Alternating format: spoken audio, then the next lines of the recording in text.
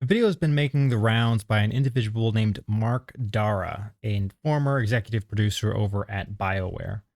And while his video is making the rounds, I spent a bit of time thinking about it and I wanted to give my perspective as a fellow in the games industry about the subject matter. So, to start out, my name's Ojiro. I've been making games for like over 15 years now. Uh, of all the things that he says in this video, there's one thing that I agree with. It is the fact that you shouldn't harass people, particularly the junior folks. I think we can all get behind the fact that anyone that wants to severely target an individual, it's kind of inappropriate behavior, right? But basically, everything else, I have some severe foundational disagreements with what he's talking about. I'm not going to go over the video here. If you're here, you've probably already seen it. I'm going to put a link below if you haven't. He basically, in his whole video, he focuses on uh, the gamers and how, well, you guys don't understand like how the games work, and he makes a bunch of excuses for the game developers. And he says that the audience that consumes these games, the gamers, they need to change their behavior. And saying, oh, you shouldn't celebrate when people lose their jobs, it's very cruel. I don't agree with this entire premise, uh, because ultimately you can't control certain things. One of the things you can't control is your audience. Like you build your game, you get people to come in to play your game, and that's that. You can't tell them what to do. And if you try and tell them what to do, generally you're gonna make them angry. They may leave your game, they may, say hurtful comments online, whatever it may be. But you should focus on what you can control, and what you can control as an executive producer or someone that's more senior in a game studio is you can control your fellow developers. And that is something that we see a huge lack of in the games industry right now. We have people that are not telling their fellow developers and the people that are under them to be more professional, and they do not police themselves and getting rid of bad behavior. So, start off, first of all, I do not recommend anyone get into working in the games industry. Uh, it's long hours, it's low pay. Um, Most of these companies are owned by investors. Investors are not good game designers, and a lot of these investors are not even good investors. It is a rough place to work. It's very volatile.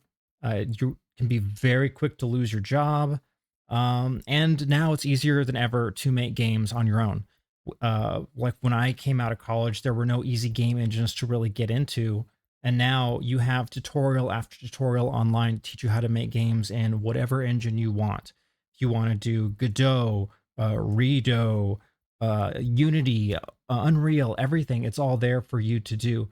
And if you have a career that you can make decent money in and you can spend your evenings and your weekends making your own game, you're probably going to be happier than if you are busting your ass working 40, 50, 80 hours for a game that comes out and is a commercial failure. So, that disclaimer out of the way. Working in video games is a privilege.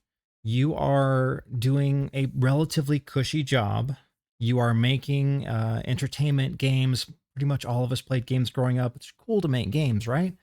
And you have the ability to make something that you can give to an audience where millions of people could play this game. And if it's really well done, it can impact them in a lot of ways. I remember playing a lot of games growing up. I've got on my wall over there, like Parasite Eve, Final Fantasy Tactics, the Xenogears. Those were huge for me playing them growing up. Those were thought provoking in some ways for like young teenage me. And many developers see this in reverse. They do not see working in games as a privilege. They see you, the gamer, getting the game as a privilege. And that is foundationally incorrect. And it's a lot of people in games understand that it is a privilege, but a lot of the people that are more vocal on social media, um, they don't get the memo, right? And On that, social media. All right. If you are on social media, you um, can become a target pretty easily. There are a lot of game developers that will go and they'll put their real name on their Twitter and they'll say, "This is the company I work at." And then they'll be like, "Oh, but all these views are my own. And I really hate gamers. Aren't gamers the worst? I hate those guys." Or they'll say something casually racist and they're like, "Well, but it's okay if I say it because whatever excuse they want to do." It's highly inappropriate. um I have my own like social media stuff. Like I just to show you, this is my Twitter. I don't talk about any employers that I've been at. I just talk a little bit maybe about like the Nikkei story every so often. But no, I do not link me with a company, because if somebody gets pissed off at something that I say, and they go after the company, they're going to start harassing some like customer service person or social media manager. And I don't want them getting harassed because some moron crazy person online wants to come after me. And there are always crazy people online. The World Wide Web is worldwide, billions of people use it. And some people, you've got your crazy people and then you've got your trolls that are just looking to like, cause trouble for fun's sake. Uh, but there are legitimate crazy people out there. And if you make a game with a lot of people that like it, you're going to get crazy people. Uh, a great example, one of the worst communities out there is the Genshin Impact community. Game character comes out in Genshin Impact, people start losing their mind, so much so that one person goes and kills a cat, posts pictures of it online, and is like, "I hate this character so much in this video game. I did this." It's you got crazy people. So when you've got people like Mark, I think it's Mark. It is Mark, right? Like Mike. It is Mark. So you got folks like Mark that are like, "Oh, well, you guys, gamers shouldn't be cruel." There are crazy people out there that are going to do crazy things no matter what. And if you're putting your real name out there, you're putting your game behind something, and some passionate people get upset at you, you're going to you're going to feel dogpiled, right? If you're one person online and then 10 people suddenly message you and they're like, "I hated the game you worked on," that's going to be frustrating. But if it's a really big game and you start having thousands of people messaging you or tagging you in social media, it's going to be overwhelming. It is not normal for people to go from like, "Oh, I just post this random shit online," to suddenly having thousands of notifications. um, it's going to be overwhelming. And if it's all negativity, you're going to feel like shit. And if you can't handle that, you need to not be posting your real name and putting your company details inside your social media. That you're setting yourself up for failure. With a lot of these people that put their real names on their accounts, they'll go out there and they'll attack people, and then they'll get picked up in some kind of news story, like Smash JT or Vera Dark starts talking about them in a video, and then Asmongold reacts to some video, and then suddenly millions of people now have seen this developer that are attacking people. And it's not limited to the AAA space either. The indie space is relatively small. You've got really tiny teams, but that doesn't mean that the audience has to, for those games, has to be small.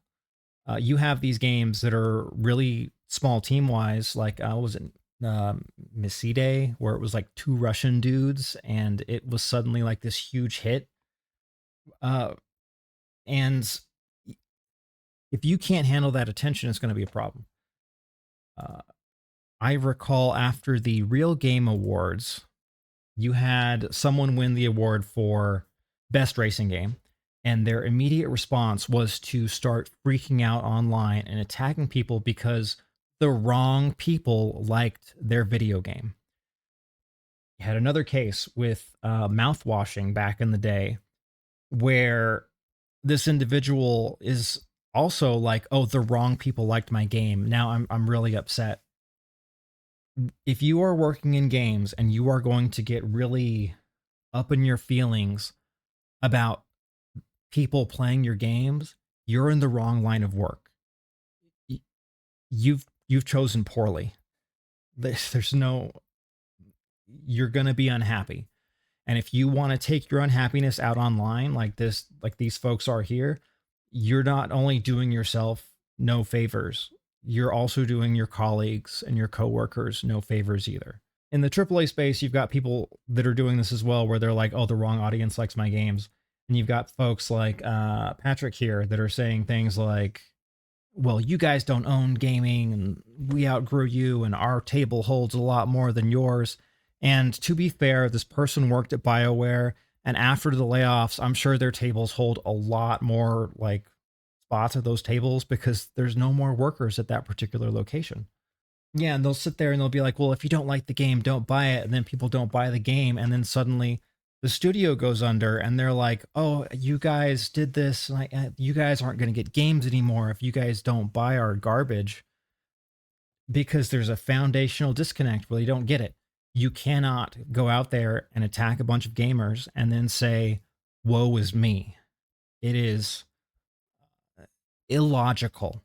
And a lot of these places, when they make this adversarial relationship with gamers and they're making games and they're not really caring about the experience that gamers are going to get. A lot of places are also hiring a bunch of cultural arsonists to come in and take over stories. So you'll have a storied studio where it's got like a franchise that a lot of people love. And then some people come in and they're like, oh, I also really love that franchise. I just need to fix it. And then they throw away a lot of the lore, they throw away all the things that they find problematic for themselves, and then they fix it. And then people hate it, and then they're like, oh, I don't understand why it failed. You saw this with Star Wars last year with, oh shoot, what was it? The Acolyte, where they came out and they were like, oh, guess what, guys? The Force is female and it's gay. And everyone hated it. And the response was to attack a bunch of Star Wars fans. Um, You've got in games like Veilguard was a more recent real disaster where it was a bad game and it had a really awful story. Yeah, like they'll go in and they'll blow these things up and then they'll blame everyone but themselves. There is no, like, they are willing to very publicly say, oh, it's your guys' fault for doing this thing. And it doesn't, like, you, there's so many people in this industry that will cover for each other and they're like, oh no, we need to keep this toxic positivity going. They're not doing themselves any favors. They're not doing their colleagues any favors, because what these people don't get when they're going in and they are putting forth a bunch of mediocre work for these major projects, and they're trying to stick it to certain people when they do it. A lot of people that work in this space, they just want to make good things. Like, I don't want to go and work at some studio where I'm going to bust my ass for 2, 3, or 4 years on the programming side, and then find out I've got a bunch of cultural arsonists on the writing team that are going to make a mockery of what the game is supposed to be. It's a huge waste of my life. And everyone's going to look at me and say, oh, you worked on that game? That game was terrible. You must have agreed with it, even if I didn't. Right? It's bad. And you got so many people that are trying to support their own families with these places. And when these folks come in and they'll just burn these titles and these games to the ground, for what? You really showed a message by losing your job and screwing over your coworkers. You're just a dick. There's a huge issue in the games industry right now where there is this huge lack of self-policing, where we take bad actors in our space and have them have consequences for those actions. If somebody is online and they're saying something crazy, a lot of people have been getting away with it. Recently, like there was some, I think it was a technical artist that was like, oh, you should kill people of if they support the other side. And that to I forget what company they worked for, but they got fired for that, as far as I understood. Which, good. Don't call for violence on people. That's not a particularly difficult thing. But you still have people that are they are perfectly fine going online and attacking their customers. It is unacceptable. And the leadership for a lot of these game companies, a lot of these leads at these places, they treat their their coworkers and even the people that they manage a lot like friends. They'll be like, "Oh, I'm gonna go, and now that the work's done, we're all gonna play games together, right? It's gonna be great." But you have to separate being friends with someone and being their boss. And if someone's being unprofessional, that needs to be addressed. And some of these leads, hell, a lot of these leads at some of these places are not, they shouldn't be put in leadership roles. Worked at one place where we had someone that they needed to be fired, and I kept talking to him. Was like, this guy's not doing his work. It's nothing that he's done in the past several months has successfully worked. And their manager was like, yeah, well, it's really hard to talk to him about it because, we're roommates. It was like, what are you talking about? You can't be a roommate with someone that you've got a lease with this guy and you're managing him, and that's why you're not firing him. There's a lot of unprofessionalism that goes on with a lot of these leadership roles. A lot of people that don't want to make hard decisions or put into positions where they just fail at their job as managers. And because of that, they fail their juniors. And if you have departments where you have a bunch of incompetence, the competent people, they want to leave because why would you work hard if you're surrounded by idiots? Um, One last thing I want to talk about. All right, so Mark, when he was going through his video, he was trying to tell basically all gamers, like, you guys need to like not do change your behavior. There's over 3 billion gamers in the world. And I know this is very broad because it's basically all types of gamers, but it is unrealistic for you to say, you know what needs to be changed? This monumentally large demographic of people, 3 billion people need to, change how they look at things. And this is worldwide, but AAA games, they are released worldwide. They are localized in all sorts of languages, and they're basically put out in every possible market. On the other side, we've got across the US, Canada, UK, Australia, New Zealand, we're looking at, what is that, like 250, bit over 300,000 to 350,000 game developers. Uh, Basically asked how many professional game developers there are. Because this doesn't include like hobbyists or like, indie folks. This is just like industry, the games industry. It is far more reasonable in these conversations to be saying, hey, we need to focus on this relatively small number of professionals and tell them to act professional. That is not a tall ask. What is an unrealistic ask is to say we need to have 3 billion people be more kind to us as we have a bunch of garbage products enter the market. That's unrealistic. Now, at the end of the day, for all game developers, like, the solution to this isn't to tell gamers to do certain things. The solution to this is for game developers to be more professional, to uh, stop treating gamers like they're idiots and having a confrontational attitude. And if you don't want to do any of those things, it's time for you to leave the industry. You are not welcome here. The amount of instability that has come out of the games industry from people that have no interest in being professional, that have no interest in making a good game, you need to go. This is not a kind industry to work in. This is not some daycare for you to show up in and ruin things because you decide that you want to push whatever weird personal view of yours instead of making something that people actually give a damn to play.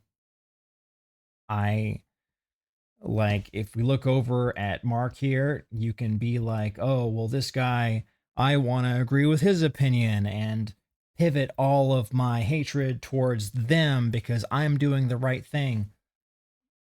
Dude, bro, here, he's retired. See the white beard, that means he's lost all of his energy, right? His game development energy. As a younger game developer, I still have my own energy with me. I'm going to be last in, I'm still in the industry, and if you're going to be incompetent and I have the ability to fire you in the future, I'm going to fire you in a heartbeat, because I'm not going to have some risk where I'm going to have a bunch of idiots in my, in my orbit that could screw over my job, screw over my family, screw over my friends because you don't want to do your job. More people in the games industry need to get their act together.